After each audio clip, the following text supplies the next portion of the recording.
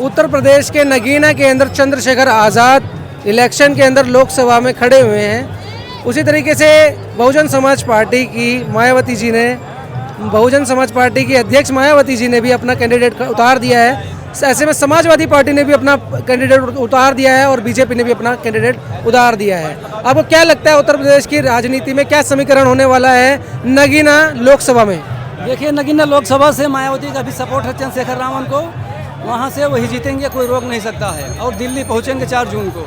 ऐसा आप किस तरीके से कह रहे हैं? क्योंकि मायावती जी ने भी अपना कैंडिडेट खड़ा कर दिया है वहाँ पर और चंद्रशेखर स्वयं वहाँ से खड़े हुए हैं और सपा समाजवादी पार्टी जो गठबंधन में आ रही थी, चंद्रशेखर आज़ाद को अपने साथ ले रही थी, जिन पे चंद्रशेखर आज़ाद को बहुत भरोसा था समाजवादी पार्टी के अखिलेश यादव पे, जिन्होंने लास्ट में धोखा दे दिया है। उनका कहना यह है कि राजनीति में बहरहाल सब चलता है, तो ये रियलिटी है कि राजनीति में सब कुछ चलता है। लेकिन आप इसमें क्या देखते हैं, चंद्रशेखर आज़ाद को धोखा मिला या नहीं मिला? नहीं, उनको मौका मिलेगा। वहाँ सपा, जैसे सपा का सीट का समझौता नहीं हुआ है, ऐसा नहीं है कि सपा वहाँ उनको हरा देगी। सपा नहीं जीतेगी, मायावती का सपोर्ट है, वहाँ से चंद्रशेखर पूर्ण रूप से। मायावती का सपोर्ट किस तरीके से? खुल के सपोर्ट तो कर ही नहीं रही है, उन्होंने तो कहा ही नहीं है और उन्होंने तो अपना प्रत्याशी खड़ा कर दिया है वहाँ कर दिया है, लेकिन वो उतना दमदार प्रत्याशी नहीं है, कमजोर है, वोट उनको मिल नहीं पाएगा, थोड़ा मिलेगा। बाकी सपोर्ट है चंद्रशेखर रावण जी को, वही बनेंगे। कहने मतलब आप कहना चाहते हैं कि पूर्ण रूप से जो है वहाँ की सरकार, वहाँ का समीकरण चंद्रशेखर के सपोर्ट में है। समाजवादी पार्टी ने जो अपने उम्मीदवार को खड़ा करा है, उनके लिए आप क्या कहना चाहिए? उनके लिए क्या है, वो खड़ा किए हैं, उनको भी वोट मिलेगा, लेकिन हरा नहीं पाएंगे। और बीजेपी सरकार के अंदर से जो प्रत्याशी खड़ा हुआ है, अरे वो तो चौथे नंबर पे चली जाएगी बीजेपी। नगीना में उसका कुछ नहीं है, वहाँ दलित मुस्लिम समीकरण है। क्या बात है! मतलब आपका कहने का मतलब ये है दलित और मुस्लिम नगीना क्षेत्र के अंदर सबसे ज़्यादा क्वांटिटी में यही है, सबसे ज़्यादा मेजोरिटी इन्हीं की है। तो अगर ये दोनों मिल जाएंगे तो चंद्रशेखर आज़ाद आएगा, पक्की बात है। और बीजेपी गवर्नमेंट सुपड़ा साहब हो रहा है वहाँ से।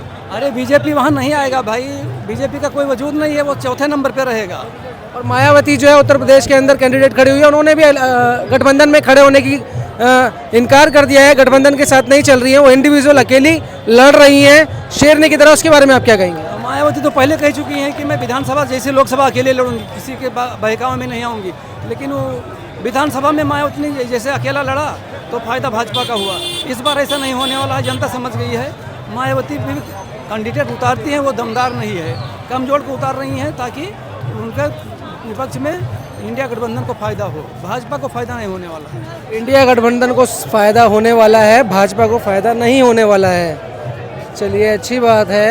तो ऐसे में प्राइम मिनिस्टर किसको देखते हैं आप? अगर मान लीजिए हाँ भाई, तो 50%, 60%, 50% तो हम बहन कुमारी मायावती को सपोर्ट कर रहे हैं कि मायावती को बनना चाहिए, वो बनने लायक है। 4 बार यूपी की मुख्यमंत्री बनी, जो योगी ने 7.5 साल में नहीं किया, इंदिरा गांधी ने नहीं किया 13 साल में, वो बहन कुमारी मायावती ने 4 महीने में करके दिखा दिया। ऐसा क्या कर दिया था मायावती ने? और मायावती ने बड़े बड़े पार्क बनवाए, मुसलमान हिंदू भाइयों के लिए बड़े बड़े स्कूल कॉलेज खुलवाए, हर सुविधा दिया, हर दुख में मुसलमान के साथ खड़ी रही, कोई भेदभाव नहीं किया, चाहे वो बनारस हो चाहे अयोध्या हो। लेकिन मायावती आज भी है हर इंसान के दिल में, और हम तो चाहते हैं कि मायावती 4 जून को रिजल्ट आएगा, इंडिया की तरफ से मायावती बनेंगी और सीट जीतेंगी मायावती। मायावती का समीकरण आपको लग रहा है, इनके विचार से मायावती मुख्यमंत्री बननी चाहिए उत्तर प्रदेश के अंदर और प्रधानमंत्री बननी चाहिए भारत के अंदर। ऐसे में आपको क्या लगता है, उत्तर प्रदेश में ही तो सिर्फ मायावती की जो सरकार है, बहुजन समाज पार्टी, सिर्फ उत्तर प्रदेश के अंदर ही ज़्यादा उसका चर्चा दिखता है? आपको क्या लगता है वो पूरे हिंदुस्तान में उनका परचम चलाएगा? मायावती का जो बहुजन समाज पार्टी है, राष्ट्रीय पार्टी बन चुका है। आप राजस्थान से देख लीजिए, मध्य प्रदेश से देख लीजिए, जहाँ जहाँ मायावती ने चुनाव लड़ाया है, पंजाब में, यूपी में, मध्य प्रदेश में, वहाँ मायावती का भले एक सीट ना निकला हो, लेकिन वोट परसेंट मायावती का वोट बढ़ रहा है। अब आने वाले समय में दलित मुस्लिम अगर एक हो जाएंगे हर जगह, और समाज के लोग, तो मायावती का हर जगह से सीट निकलेगा और भारत की प्रधानमंत्री बन सकती है। चंद्रशेखर आज़ाद के साथ समाजवादी पार्टी सपा का गठबंधन था, उन्होंने गठबंधन तोड़ दिया, इसमें आपको क्या लगता है? उन्होंने धोखा दिया है कि क्या लगता है? बिल्कुल धोखा दिया है। नहीं, गठबंधन चंद्रशेखर रावण से नहीं तोड़ना चाहिए और मायावती से भी नहीं तोड़ना चाहिए। ये सपा बसपा और ये चंद्रशेखर रावण अगर बेस्ट यूपी, पूरी यूपी में एक रहेंगे तो भाजपा का सुपड़ा साफ हो जाएगा। सूपड़ा साफ हो जाएगा, ये बहुत बड़ी बात कही है आपने। चंद्रशेखर आज़ाद और समाजवादी पार्टी और बहुजन समाज पार्टी, इन तीनों में कितनी, चंद्रशेखर की आज़ाद जी की चलिए छोड़िए, लोकसभा में वो एकमात्र एक लोकसभा में लड़ाई लड़ रहे हैं, इलेक्शन लड़ रहे हैं, लेकिन समाजवादी पार्टी और बहुजन समाज पार्टी ऐसे में दोनों अलग अलग लड़ रही है, तो ऐसे में आपको नहीं लगता कि बीजेपी गवर्नमेंट को फायदा होने वाला है? देखो, लालू प्रसाद यादव ने कहा था कि उत्तर प्रदेश में सपा बसपा एक हो जाए, बीजेपी हार जाएगा। 2018 उपचुनाव में फूलपुर और गोरखपुर से मायावती अखिलेश चुनाव लड़े थे, मायावती ने सपोर्ट दिया था अखिलेश यादव को, दोनों सीट सपा ने जीता था 2018 में। पूरे देश के अंदर जिस तरीके से चर्चा करी जाती है, एक एजेंडा की तरह चलाया जाता है कि इस देश के अंदर दो ही राष्ट्रीय पार्टी है, या तो कांग्रेस है या बीजेपी है। आप इस बारे में क्या कहना चाहेंगे? दोनों राष्ट्रीय पार्टी है, लेकिन जनता जिसको चुनेगी वही आएगा हमेशा। तो आपको लगता है कि सिर्फ दो ही राष्ट्रीय पार्टी है, बाकी की राष्ट्रीय पार्टी पार्टियां नहीं है? दो ही पार्टी राष्ट्रीय है, वो तो कांग्रेस बीजेपी पुरानी पार्टी है, और उसके अलावा ये केजरीवाल की पार्टी है, आम आदमी, बसपा है, सपा है, कई पार्टी कांग्रेस राष्ट्रीय पार्टी हैं। मायावती जी का भी पार्टी है, राष्ट्रीय अध्यक्ष हैं वो भी राष्ट्रीय पार्टी है।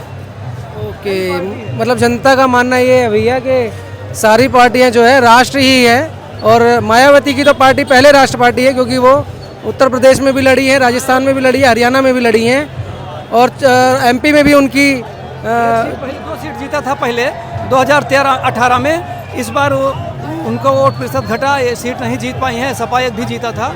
हरियाणा, पंजाब, यूपी और ये मध्य प्रदेश, छत्तीसगढ़, हर जगह मायावती का, राजस्थान में जनाधार बढ़ा है, वोट प्रतिशत बढ़ा है। भले न जीती हूँ, लेकिन आने वाले समय में एक दिन जरूर मायावती भारत की प्रधानमंत्री बनेंगी, कोई रोक नहीं सकता है। आपको क्या लगता है ये चंद्रशेखर आज़ाद जैसे फायर नेता, बढ़िया नेता, ऐसे नेता को अपने साथ में नहीं जोड़ना चाहिए मायावती को? नहीं, जोड़ना चाहिए, वो जीतने के बाद आ जाएंगे साथ में।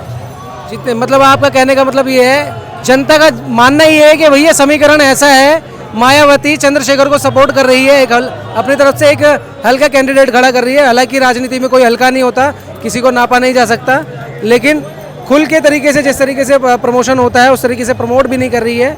और कहीं ना कहीं समाजवादी पार्टी भी अपने कैंडिडेट को इतना सपोर्ट और इतना तरीके से प्रमोट नहीं कर रही है। कहीं ना कहीं आपको नहीं लगता कि मायावती और अखिलेश यादव दोनों ही चंद्रशेखर आज़ाद को ही कहीं ना कहीं सपोर्ट कर रहे हैं? 17 सीट पे लड़ रहे हैं राहुल गांधी यूपी में, 63 सीट पे अखिलेश यादव, तो ऐसे में सपा को 63 सीट पे प्रत्याशी उतारना चुनौती बन रही है, और उनको टक्कर दे रही हैं मायावती, बहन कुमारी मायावती। क्योंकि जहाँ जहाँ से मुस्लिम एरिया में सपा मुस्लिम कैंडिडेट उतार रहा है दलित क्षेत्र से, वहीं बहन कुमारी मायावती भी मुस्लिम चेहरा उतार रही हैं। तो ऐसे में वोट बटेगा तो ऐसे भाजपा का फायदा दिखेगा। इसलिए हम कहते हैं कि बहन मायावती और ये दोनों इंडिया गठबंधन को सपोर्ट करो, ताकि भाजपा चली जाए देश यूपी से। मायावती तो ठीक है, आपको कि नरेंद्र मोदी जी के कामों से संतुष्ट नहीं है क्या आप? उनके काम से क्या संतुष्ट हैं? कोई अच्छा काम ही नहीं किया है, उनसे हम उनकी बात ही मत करो। 5 किलो अनाज देते हैं? अरे 5 किलो चावल देते हैं तो तेल मसाला चाहिए नहीं, महीने में 5 किलो चावल देते हैं। घर में 10 परिवार हैं, 10 कमाएगा तो महंगाई इतनी है तो पूरा लगेगा। गैस सिलेंडर 1200-1300 में है, पेट्रोल डीजल 130-135। सिलेंडर भी तो दिया है उन्होंने। सिलेंडर दिया है तो भरा एक बार दे दिया, उसके बाद में 1300-1200 रुपये का भराओ। महंगाई इतनी है, सब्जी, दाल, चावल, घी, दूध सब महंगा हो गया है। किसानों को 2-2 हज़ार रुपये भी तो मिल रहे हैं। किसानों का तो किसान तो मर रहा है, हरियाणा पंजाब का। यहाँ पे 14 मार्च को रैली थी रामलीला मैदान में, किसान को क्या दिया है? कोई खुश नहीं है दिखाने के लिए। फिर हरियाणा पंजाब में किसान आंदोलन क्यों कर रहे हैं? दिया है तो पश्चिमी उत्तर प्रदेश में दिया है तो फिर आंदोलन क्यों कर रहे हैं, आप बताओ। चलिए ठीक है, ये जनता की राय थी, अपनी अपनी राय है, और आपकी क्या राय है आप कमेंट बॉक्स में बता सकते हैं। अभी तक के वीडियो इतनी थी, धन्यवाद एंड थैंक यू।